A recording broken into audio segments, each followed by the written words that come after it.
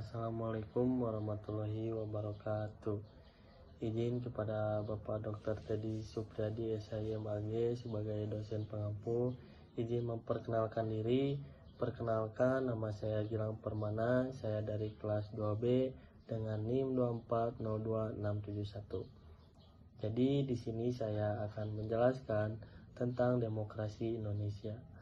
Apa itu demokrasi? Demokrasi merupakan sistem pemerintahan yang dimana rakyat bebas berhak untuk hak yang lebih tinggi.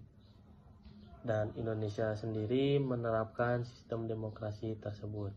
Dan saya di sini memilih menjelaskan tentang pendidikan demokrasi di Indonesia. Pengertian demokrasi tersendiri secara luas, demokrasi berarti kedaulatan rakyat yang didasarkan pada nilai-nilai baik sebagai pedoman, penyelenggaraan maupun sebagai cita-cita. Secara sempitnya, demokrasi berarti kedaulatan rakyat yang dilaksanakan menurut hikmat kebijaksanaan dalam permusyawaratan perwakilan. Menurut Jamroni, demokrasi adalah sikap hidup yang harus tumbuh dan berkembang dalam diri warga negara, baik yang sedang memerintah maupun yang tidak sedang memerintah. Sikap hidup demokrasi ini pada gilirannya akan menghasilkan budaya demokrasi.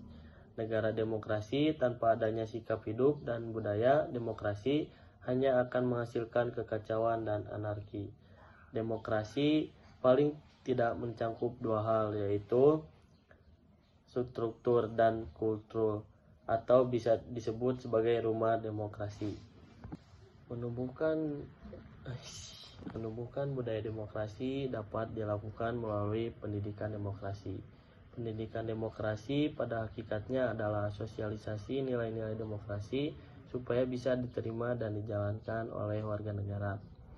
Pendidikan demokrasi bertujuan mempersiapkan warga masyarakat berperilaku dan bertindak demokratis melalui aktivitas menanamkan pada generasi muda akan pengetahuan kesadaran pada nilai-nilai demokrasi. Menurut Jamroni, pengetahuan dan kesadaran akan nilai demokrasi itu meliputi dua hal, yaitu kesadaran bahwa demokrasi adalah pola kehidupan yang paling menjamin hak-hak warga masyarakat itu sendiri. Demokrasi adalah pilihan terbaik di antara yang buruk tentang pola hidup bernegara.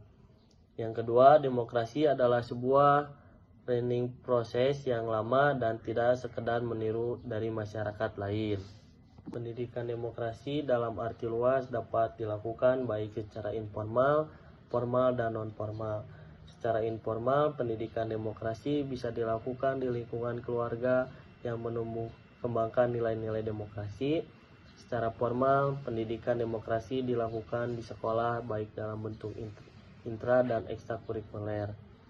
Secara non-formal, pendidikan demokrasi berlangsung pada kelompok masyarakat, lembaga swadaya, partai politik, pres, dan lain-lain. Jadi kesimpulannya, demokrasi Pancasila menjadi dasar sistem demokrasi Indonesia yang menekankan nilai-nilai Pancasila dalam kehidupan politik dan pemerintah.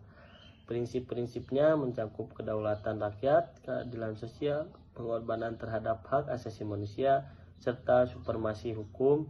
Namun untuk memperkuat demokrasi, diperlukan pendidikan demokrasi yang menanamkan budaya demokrasi sejak dini, baik melalui keluarga, pendidikan formal, maupun partisipasi aktif dalam masyarakat. Dengan demikian, demokrasi tidak hanya menjadi sistem politik, tetapi juga menjadi budaya yang mengakar dalam kehidupan bangsa dan negara.